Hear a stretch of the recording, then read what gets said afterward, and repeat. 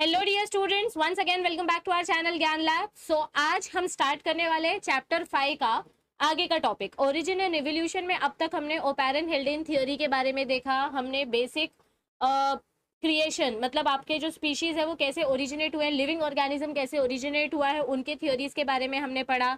Biogenesis पढ़ा, हमने special creation की थ्योरी पढ़ी, हमने कॉस्मोजोइक थ्योरी पढ़ी, हमने ये भी देखा कि आपका जो ऑर्गेनिज्म है वो केमिकल इवोल्यूशन से कैसे फॉर्म होता है। तो लास्ट में क्या डिक्लेयर हुआ कि ओपेरिन हेल्डेन और यूरे एंड मिलर ने जो हमको थ्योरी एक्सपेरिमेंट करके प्रूव की। ओपेरिन हेल्डेन ने जो थ्योरी दी, उरे और मिलर ने उस थ्योरी को एक्सपेरिमेंट से प्रूव किया कि जो लिविंग ऑर्गेनिजम्स होते हैं वो केमिकल इवोल्यूशन से ही इवॉल्व हुए हैं, ओरिजिनेट हुए हैं। और उसी के बेसिस पे आज का हमारा टॉपिक होने वाला है आरएनए वर्ल्ड हाइपोथेसिस। 2023 के जो हमारे स्टूडेंट्स हैं उनके लिए हमने वेटेज हर एक सब्जेक्ट का, फिजिक्स केमिस्ट्री मैथ्स बायो का, आपका बोर्ड्स का वेटेज और पेपर पैटर्न ऑलरेडी चैनल पर अपलोड कर दिया है।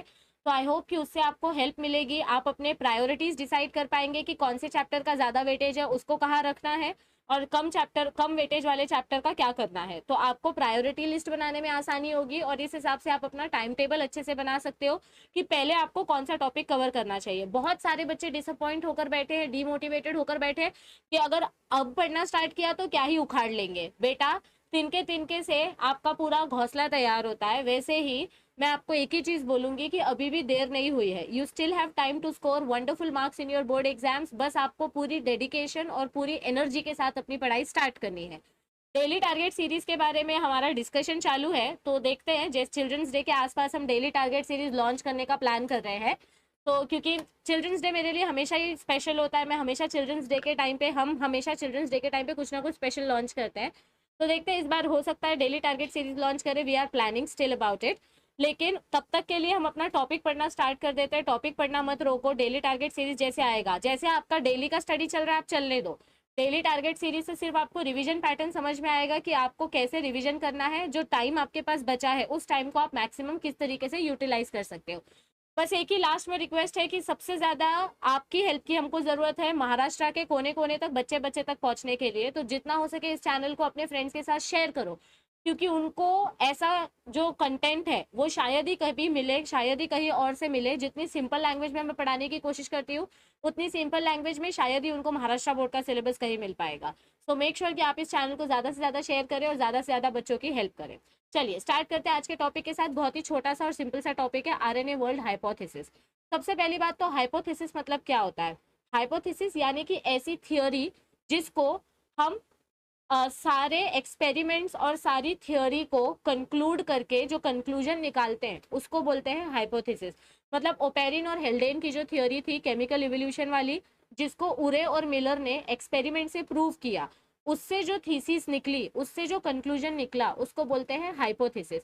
अब इसमें आरएनए वर्ल्ड हाइपोथेसिस क्यों बोला है, क्योंकि अगर मैं आपको शॉर्ट में बताऊं तो इस टॉपिक में हम ये डिस्कस करेंगे कि जो सबसे पहले न्यूक्लिक एसिड बना, देखो आपके प्रोटीन्स बने, अमोनिया बना, मीथेन बना, शुगर, कार्बोहाइड्रेट सब बना और न्यूक्लिक एसिड भी बना। तो जो सबसे पहला न्यूक्लिक एसिड बना वो ऐसा अज्यूम किया गया कि आरएनए बना और इस आरएनए की वजह से बाकी का डीएनए और प्रोटीन्स बने। सो इसी चीज को हमने यहाँ पर थ्योरी की मदद से अज्यूम किया है। सो ओपेरिन हेल्डेन और उरे मिलर ने एक्सपेरिमेंट से ये प्रूव किया that pathway of origin of life goes from non living to living. यानी कि हमारे जो ऑर्गेनिजम्स हैं वो कैसे ओरिजिनेट होते हैं, नॉन लिविंग से लिविंग ऑर्गेनिज्म ओरिजिनेट होते हैं। Yes everybody, like begets like. Like begets like मतलब क्या होता है, बोलते हैं ना जैसा बाप वैसा बेटा। सो जैसे आपका पुराना स्पीशीज होगा वैसे ही आपका नया स्पीशीज भी बनेगा, जिससे मतलब रिप्रोडक्शन करके जब आप नया प्रोजेनी ग्रो करते हो तो दिस नेसिटेट्स, हाँ, like begets like, it necessitates यानी कि ये चीज हमको एक्सप्लेन करती है presence of stable genetic material and cellular machinery to carry out routine activities essential for survival. अगर मैं इस पैराग्राफ का शॉर्ट में आपको मीनिंग समझाऊं तो जब आपको, जैसे समझो आप अपने पेरेंट्स से आए हो, ठीक है, आप अपने पेरेंट्स के ऑफस्प्रिंग हो, तो आपके अंदर आपके पेरेंट्स के डेफिनेटली कोई ना कोई कैरेक्टर्स होंगे। तो इस चीज से ये एक्सप्लेन होता है कि आपके अंदर वो कैरेक्टर्स किधर से आए। वो कहाँ से आते हैं, वो जेनेटिक मटेरियल से आते हैं, यानी कि हमारे पेरेंट्स के डीएनए में ऐसा कोई स्टेबल जेनेटिक मटेरियल है, हमारे पेरेंट्स के गैमेट में ऐसा कोई स्टेबल जेनेटिक मटेरियल है जो एक जनरेशन से दूसरे जनरेशन में पास होता है, जिसकी मदद से हमारे बॉडी में कुछ ऐसे सेल्स बनते हैं जिससे हम अपनी डेली एक्टिविटीज आसानी से सॉल्व बना सकते हैं, डेली एक्टिविटीज कैरी आउट कर सकते हैं, जिससे हमारा सर्वाइवल इजी हो जाएगा. So we are also aware that certain proteins which we call enzyme catalyze the chemical reactions in the cell. देखो हमको पता है proteins, enzymes are nothing but proteins, बराबर ना, अपने 10वीं में भी पढ़ा है, 11वीं में भी पढ़ा है. All enzymes are proteins but all proteins are not enzyme. तो आपके जो एंजाइम्स होते हैं वो भी आपके अमीनो एसिड से ही बनते हैं. और एंजाइम क्या करता है, ये बायो कैटलिस्ट है, यानी कि ये बायोमोलिक्यूल्स को कैटलाइज करता है और हमारी बॉडी में केमिकल रिएक्शंस कैरी आउट करता है. 1960 में, देखो इधर 1980 लिखा है, मैं 1960 की बात कर रही हूँ. 1960 में Carl Woese, Francis Crick and Leslie Orgel, इन्होंने ये सबसे पहले प्रूव किया था या प्रपोज किया था, प्रूव नहीं किया था, प्रपोज यानी सजेस्ट किया था कि आपका जो आरएनए है वो आरएनए से ही आपके प्रोटीन्स बनते हैं और आरएनए से ही आपके न्यूक्लिक एसिड तैयार होते हैं, यानी डबल स्ट्रैंडेड डीएनए बनता है या प्रोटीन स्ट्रक्चर बनता है. तो 1960 में इन्होंने ये चीज प्रपोज की थी, Carl Woese, Francis Crick and Leslie Orgel ने, और इसी चीज को प्रूव किया स्टैनली और थॉमस शेक ने 1980 में. देखो 1960 में जो थियोरी अज्यूम की गई थी, जो थियोरी प्रपोज की गई थी, इसको 1980 में प्रूव किया गया. So it was in 1980 that Sydney Altman and Thomas Cech independently found out that RNAs can also act as biocatalyst. यानी सिडनी ऑल्टमैन ने अलग एक्सपेरिमेंट किया, थॉमस चेक ने अलग एक्सपेरिमेंट किया, पर दोनों का कंक्लूजन यही था कि जो बायोकैटलिस्ट है, यानी जो हमारे एंजाइम्स हैं, वो एंजाइम्स आरएनए से आ रहे हैं. डिफरेंट डिफरेंट आरएनए, देखो हमने पढ़ा है हमारे बॉडी में 2 टाइप का जेनेटिक मटेरियल होता है, एक डीएनए और एक आरएनए. आरएनए कौन से टाइप के आरएनए की मैं बात कर रही हूँ, एमआरएनए, आरआरएनए, टीआरएनए. तो ये उनको तब नहीं पता था ना कि इसको एमआरएनए, आरआरएनए, टीआरएनए बोलते हैं, उनको ये पता था कि इसकी मदद से प्रोटीन्स बन रहे हैं. तो उन्होंने स्टार्टिंग में इन आरएनए को क्या नाम दिया, मतलब जो आरएनए एंजाइम का काम कर रहा है. देखो एंजाइम का काम क्या होता है, न्यू प्रोटीन्स बनाना, न्यू मॉलिक्यूल्स बनाना, यानी कैटालिसिस करना. तो ये आरएनए वही कर रहा है ना, ये तीनों आरएनए मिलके क्या बना रहे हैं, प्रोटीन बना रहे हैं. तो इस आरएनए को हमने एंजाइम बोला और उस एंजाइम को हमने क्या नाम दिया, राइबोजाइम. क्या नाम दिया, राइबोजाइम. और इस डिस्कवरी के लिए ऑल्टमैन और चेक को नोबेल प्राइज मिला केमिस्ट्री की फील्ड में इन 1989. मतलब ये इतनी बढ़िया डिस्कवरी थी. ओके, तो this discovery provided important support for RNA world hypothesis. तो यहाँ से आपकी आरएनए वर्ल्ड हाइपोथेसिस स्टार्ट हुई, जिसमें क्या सजेस्ट किया जाता है, द हाइपोथेसिस सजेस्ट कि जो सबसे पहला लिविंग ऑर्गेनिज्म आया है, द अर्ली लाइफ, ये किसके ऊपर बेस होगा, it is exclusively based on nucleic acids. और उसमें से भी कौन सा nucleic acid, RNA.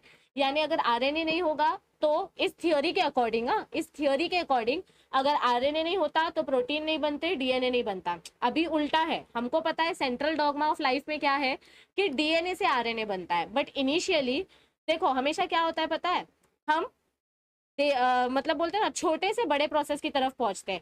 RNA comparatively simple structure है समझने जाए तो, और डीएनए थोड़ा सा कॉम्प्लिकेटेड स्ट्रक्चर है एज कम्पेयर टू आरएनए.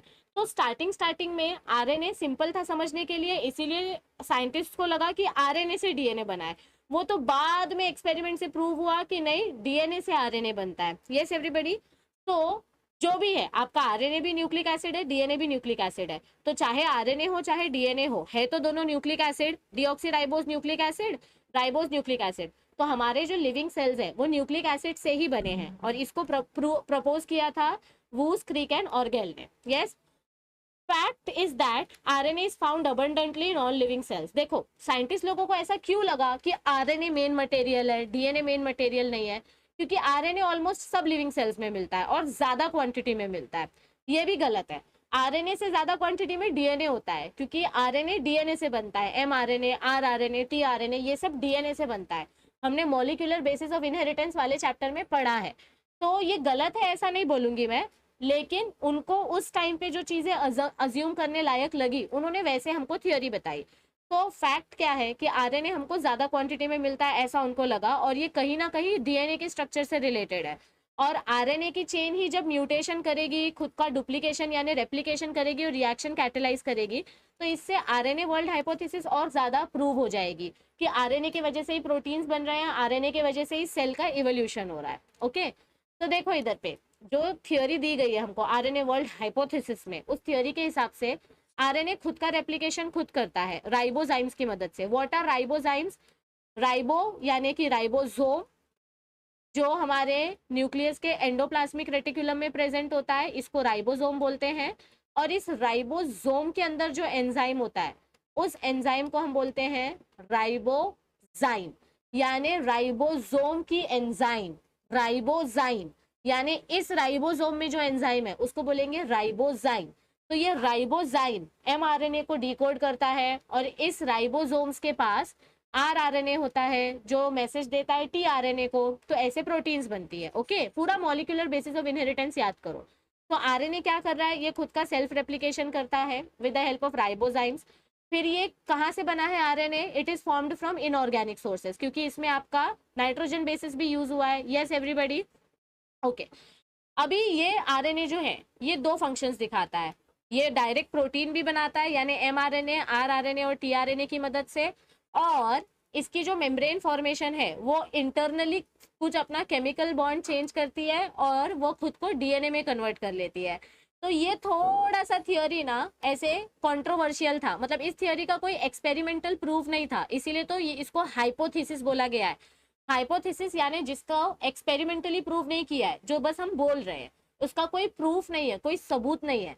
तो आरएनए वर्ल्ड हाइपोथेसिस में यही बोला गया है। एक हाइपोथेसिस राइट है कि आरएनए से प्रोटीन मिलती है, ये वाली राइट है, बट ये वाली कंट्रोवर्शियल है, क्योंकि हमको पता है डीएनए से आरएनए मिलता है, आरएनए से डीएनए नहीं मिलता। ठीक है, तो यहाँ पे क्या बोला गया है? RNA codes for both DNA and protein, यानी कि आपके आरएनए से डीएनए मिल रहा है और आरएनए से ही प्रोटीन मिल रही है। ये वाली हाइपोथेसिस करेक्ट है, बट ये वाली हाइपोथेसिस कॉम्प्लिकेटेड है। और फिर ये जो डीएनए है ये आगे जाके एमआरएनए, आरआरएनए, टीआरएनए बनाएगा। तो ये हाइपोथेसिस करेक्ट है, बट ये वाला जो स्टेटमेंट है ना, ये कंट्रोवर्शियल है, क्योंकि आरएनए से डीएनए नहीं बनता, डीएनए से आरएनए बनता है। Are you understanding? Okay. Besides biomolecules like acetyl coenzyme A have a nucleotide in their molecular structure, major evidence is existence of ribosome। देखो क्या बोला गया है इस थ्योरी में, एसिटाइल कोएंजाइम ए का कुछ फंक्शन रिलेट किया गया है, लेकिन सबसे बड़ा एविडेंस क्या है यहाँ पर? The presence of ribosome. ये राइबोसोम कहाँ प्रेजेंट होता है?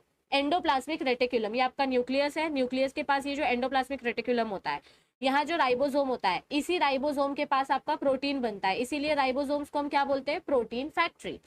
सो इन ribosomes translation process is catalysed by RNA. ये हमको पता है, जो हमने मॉलिक्यूलर बेसिस ऑफ इनहेरिटेंस में पढ़ा है। So this was your RNA world hypothesis. These molecules have undergone repeated replication and mutation, जिसके वजह से देखो ये जो RNA मॉलिक्यूल है ये कंटिन्यू म्यूटेशन कर रहा है, रेप्लिकेशन कर रहा है, जिसके वजह से हमको क्या मिल रहे हैं? अलग अलग एंजाइम्स मिल रहे हैं, अलग अलग प्रोटीन्स मिल रहे हैं, और धीरे धीरे करके ये खुद को डेवलप करके क्या बना रहे हैं? प्रोटीन कोड्स बना रहे हैं, और ऐसा ऑर्गेनल बना रहे हैं जिससे सेल का सर्वाइवल ईजी हो जाए। और ये थियोरियाँ ये एक हाइपोथेसिस है, मैं बार बार बोल रही हूँ, ये एक हाइपोथेसिस है, यानी सिर्फ अजम्पशन है कि a double standard stable structure DNA ये भी कहाँ से बना है? Might have been formed and thus continued the ongoing journey. यानी आरएनए से शायद डबल स्टैंडर्ड डीएनए बना होगा, जिससे ये जर्नी आगे चलती जा रही है, और जिसकी वजह से आज हमको अर्थ पे इतनी सारी बायोडाइवर्सिटी यानी इतनी सारी विविधता देखने को मिलती है। तो ये हाइपोथेसिस आधी राइट है, आधी रॉन्ग है। आधी राइट कैसे है? आरएनए से प्रोटीन मिलता है, करेक्ट, बट रॉन्ग कैसे है? आरएनए से डीएनए नहीं मिलता, डीएनए से आरएनए मिलता है, इसीलिए तो इसको हाइपोथेसिस बोला है, इसको प्रूव नहीं किया है। This is just an assumption. So this is your RNA world hypothesis, जिसके अकॉर्डिंग आरएनए मास्टर मॉलिक्यूल है जिससे डीएनए और प्रोटीन बना है। बट हमको पता है मॉलिक्यूलर बेसिस ऑफ इनहेरिटेंस वाले चैप्टर में हमने पढ़ा है कि डीएनए से आरएनए बनता है और आरएनए से प्रोटीन बनती है। सो आई होप कि आपको ये सेशन समझ में आया होगा कि आरएनए वर्ल्ड हाइपोथेसिस क्या होती है। इसके अलावा अगर आप फ्री नोट्स डाउनलोड करना चाहते हैं टारगेट पब्लिकेशन के, तो हमने पीसीएमबी क्लास 11th और 12th दोनों का सॉफ्ट कॉपी दिया है गूगल ड्राइव पे। और उसकी लिंक हमने अपने टेलीग्राम ग्रुप पे पिन की हुई है। तो टेलीग्राम ग्रुप का नाम है ज्ञान लैब एपी। प्ले स्टोर से आप टेलीग्राम ऐप डाउनलोड करके ये नाम सर्च करके हमारा ग्रुप ज्वाइन कर सकते हो। इसके साथ साथ आप हमारा नीट वाला चैनल भी ज्वाइन कर सकते हो, ज्ञान लैब एनसीईआरटी। और हमारा जो एंटरटेनमेंट वाला चैनल है लाइफ्स बफरिंग, आप इस चैनल को भी सब्सक्राइब करके रख सकते हो। अगर पढ़ते पढ़ते बोर हो जाओ तो आप हमारा एंटरटेनमेंट पार्ट भी देख सकते हो। आई होप आपको ये वीडियो काफी ज्यादा हेल्पफुल लगी होगी, तो इसको ज्यादा से ज्यादा फ्रेंड्स के साथ शेयर करें। अगर वीडियो अच्छी लगे, अगर अपनी मैम के ऊपर थोड़ा सा तरस आ जाए तो वीडियो को लाइक कर देना, तरस करके नहीं, वीडियो अच्छी लगे जनरली तो लाइक करना, नहीं तो मत करना, लेकिन वीडियो को शेयर जरूर करना ताकि बाकी बच्चों तक भी ये कंटेंट पहुंच सके। और अगर चैनल पे न्यू हो तो चैनल को सब्सक्राइब करके रखो। नेक्स्ट वीडियो बहुत जल्द मिलने वाली है, सो आई सी यू वेरी सून। आपके और भी अगर कोई डिमांड है तो कमेंट सेक्शन में आप कमेंट करके हमें बता सकते हैं, and we will try to fulfil all your demands, यानी कि आपका हुक्म सर आंखों पर। तो मिलते हैं जल्दी। Bye bye everybody, all the best for your preparation, please take care of your health and I will see you very soon. Bye bye, thank you, stay tuned.